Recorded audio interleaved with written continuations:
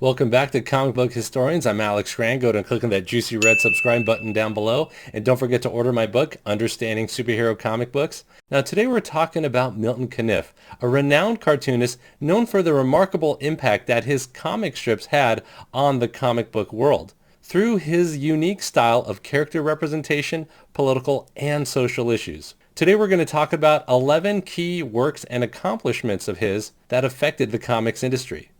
In the summer of 1933, Milton Caniff began working on a comic strip called Dickie Dare, which was an adventure fantasy strip that ran until early 1934. Despite the title, the comic was not intended for adults, but rather focused on the character's dream of having legendary adventures with famous figures such as Robin Hood and King Arthur. Through the strip, Caniff demonstrated his ability to transition from fantasy to reality by gradually shifting Dickie's experiences from dreams to real-life adventures. This technique helped establish Caniff as a masterful storyteller, and his work on Dickie Dare laid the foundation for his later success with Terry and the Pirates. Now, Caniff was hired by the New York Daily News to create a new strip for the Chicago Tribune in late 1934. Patterson asked Caniff to draw a strip about China.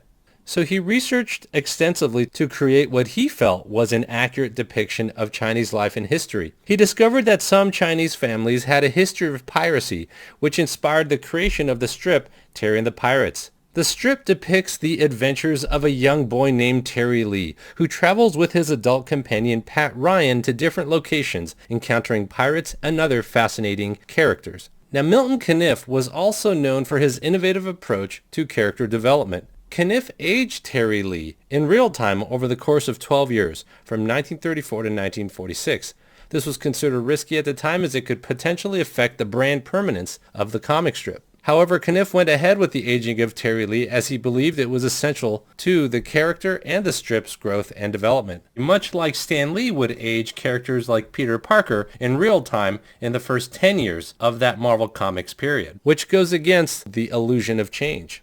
One of the main characters that was showcased heavily in the strip was the Dragon Lady. She was a pirate queen who was portrayed as ruthless and determined to make a name for herself in a patriarchal society. Her character represented various social and political issues such as gender roles and power dynamics and was considered groundbreaking at the time for its exploration of these themes. Despite her ruthless persona, Dragon Lady also had a romantic side, as she was depicted as having a yearning for Pat Ryan, one of the main characters in the strip. This portrayal of a complex female character who defied traditional gender roles was significant for its time and helped establish Caniff as a master of character development and storytelling. John Romita designed the Kingpin's wife Vanessa after Milton Caniff's Dragon Lady. Pat Ryan was one of the main characters in the Terry and the Pirates comic strip. Pat adopted Terry, and they had a Batman and Robin type relationship. In one of the scenes from the 1936 comics, Ryan saved his own life by using his knowledge and intellect to outsmart the Dragon Lady. In this interplay between the two, he literally stabs her in the hand while she's holding a gun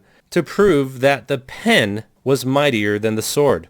Now, Caniff was known for his ability to incorporate real-world events and political issues into his strips. After the 1937 rape of Nanking, Caniff created a series of dailies that depicted the Dragon Lady rallying Chinese bandits into a fighting army to resist the invading forces of the Second Sino-Japanese War. This storyline was one of many facets of World War II that Caniff explored in his comic strip. Caniff's portrayal of the events in China and the resistance movement was significant for its time and helped raise awareness of the conflict in the East among American readers. Caniff introduced a recurring villainous character named Sanjak in Terry and the Pirates. While Sanjak was not explicitly portrayed as an LGBTQ character, there were some subtextual hints in the storyline that suggested Sanjak's romantic feelings for Terry's girlfriend, April. And Sanjak's aesthetic and behavior could be seen as a reflection of Caniff's willingness to challenge traditional gender roles and stereotypes in his comic strips. Caniff was also known for his ability to depict movement and action in his comic strip scenes. His use of motion lines, dynamic angles, and the integration of verbal sound effects helped bring his fight scenes to life and made them some of the most memorable moments in his work, inspiring later artists such as Carmine Infantino on The Flash.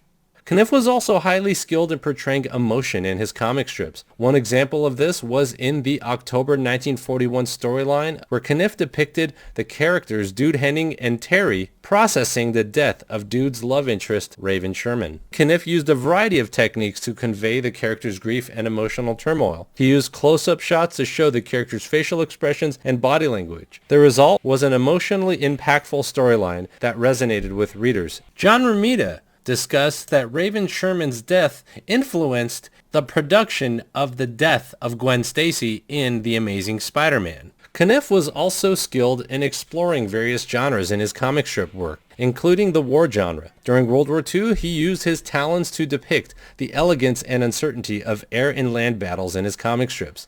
His ability to capture the drama and intensity of wartime scenes was exceptional, and his depictions of battles were often described as cinematic in their scope and detail. He used dynamic angles, dramatic lighting, and careful attention to detail, and chiaroscuro that he learned from his friend Noel Sickles to create scenes that were both visually stunning and emotionally impactful. Caniff was best known for his work on Terry and the Pirates, but he's also known for his next strip, Steve Canyon, which was an action-adventure comic strip that followed the adventures of a pilot tackling various challenges around the world. One of the notable aspects of Steve Canyon was Caniff's introduction of heroes who face more realistic and relatable everyday struggles. Stan Lee would also do this, as both writers had their characters struggling to pay rent. Additionally, Caniff used his work on Steve Canyon to explore personal relationships and help pioneer what could be seen as the romance comics format. Caniff was a highly skilled and influential cartoonist whose legacy has had a significant impact on the comic world. He produced a wide range of notable works, each showcasing his unique talents and contributions to the medium. He was a visionary artist who challenged the boundaries of comic storytelling, and his ability to portray emotions, realistic situations, and people continue to precede and influence comic artists and writers to this very day.